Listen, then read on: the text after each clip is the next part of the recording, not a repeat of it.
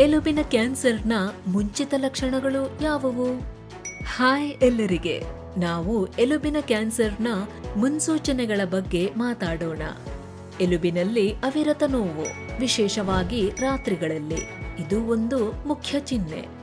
ಊದಿಕೊಳ್ಳುವುದು ಅಥವಾ ಬಾಧಿತ ಪ್ರದೇಶದ ಸಮೀಪದ ಮೃದುತ್ವವು ಮತ್ತೊಂದು ಸೂಚಕವಾಗಿದೆ.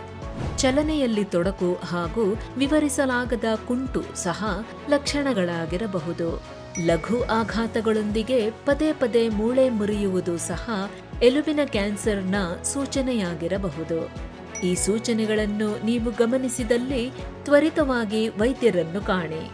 ಶೀಘ್ರ ಪತ್ತೆ ಹಚ್ಚುವಿಕೆಯು ಜೀವಗಳನ್ನು ಉಳಿಸಬಲ್ಲದು. ಇಂದೇ ನಮ್ಮ ಆಂಕಾಲಜಿಸ್ಟ್ ಡಾಕ್ಟರ್ ಶಿವಕುಮಾರ್ ಉಪ್ಪಳ ರವರ ಜೊತೆ ಸಮಾಲೋಚಿಸಿ.